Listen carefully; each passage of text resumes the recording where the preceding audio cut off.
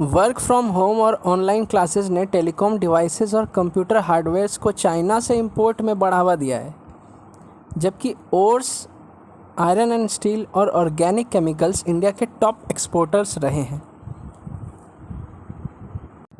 तो इंपोर्ट करना मतलब अन्य देश से सामान आदि खरीद कर अपने देश में लाना, और एक्सपोर्ट करना मतलब अपने देश के सामान को दूसरे देश भेजना।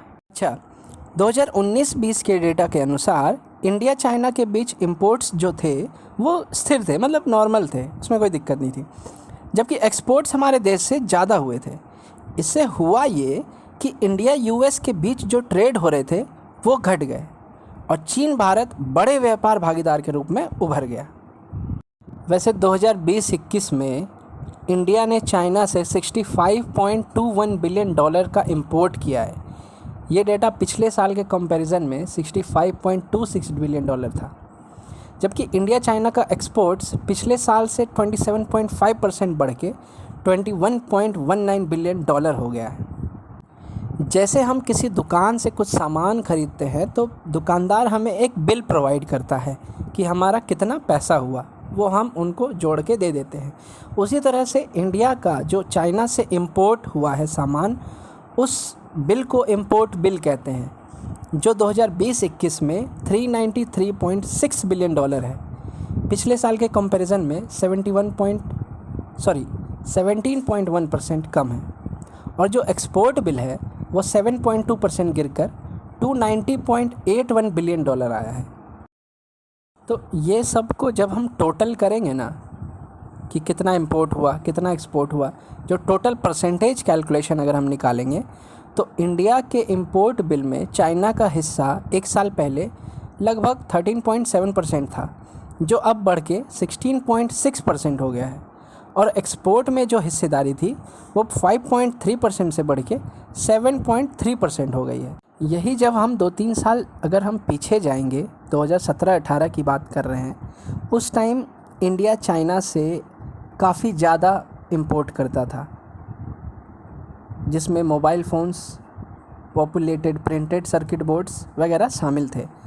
उस टाइम का लगभग जो इंपोर्ट बिल आया था वो $76.83 बिलियन आया था।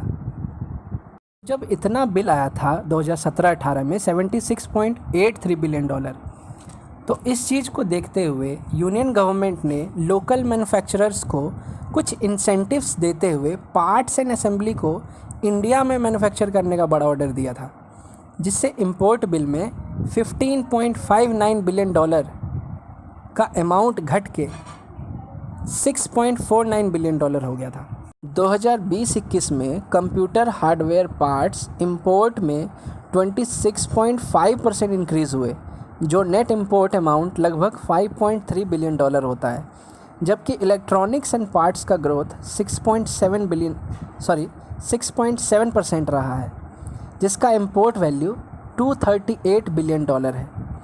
और ये सब टेलीविज़न और अदर पार्ट्स पर बैन लगने के बाद का है, क्योंकि पिछले साल पेंडेमिक के टाइम अपने यूनियन गवर्नमेंट ने आत्मनिर्भर भारत मिशन की शुरुआत की थी।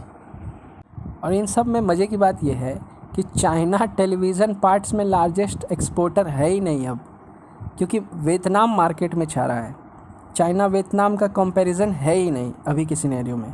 हाँ, लेकिन चाइना केमिकल्स और स्पेसिफिकली फार्मास्यूटिकल्स इंग्रेडिएंट्स में आगे है। अभी पैंडेमिक में ही जैसे ज़रूरत पड़ने पर चाइना ने बहुत बड़ा रोल प्ले किया था मेडिकल और मेडिकेशन सप्लाई से रिलेटेड दूसरे देश में भेजने के लिए। बाकी चाइना के पॉलिसी से तो वाकिफ़ है, कैसे पैंडेमिक में सभी कंट्री लड़ रहे हैं और चाइना इवेंट्स कर रहा है। खैर, ऐसा नहीं है कि चाइना ही सब कुछ कर रहा है। हमारे देश ने भी iron ores, iron and steel और ऑर्गेनिक केमिकल्स के मामले में टॉप एक्सपोर्टर की जगह हासिल की है, और इन सब में एक्सपोर्ट्स के कारण प्राइस शार्पली इंक्रीज़ हुआ है, जिससे डिमांड और भी बढ़े हैं। को हमारा वीडियो कैसा लगा कमेंट करके बताएं। अगर पसंद आए तो लाइक करें, चैनल को सब्सक्राइब करें और सेफ रहें, सुरक्षित रहें।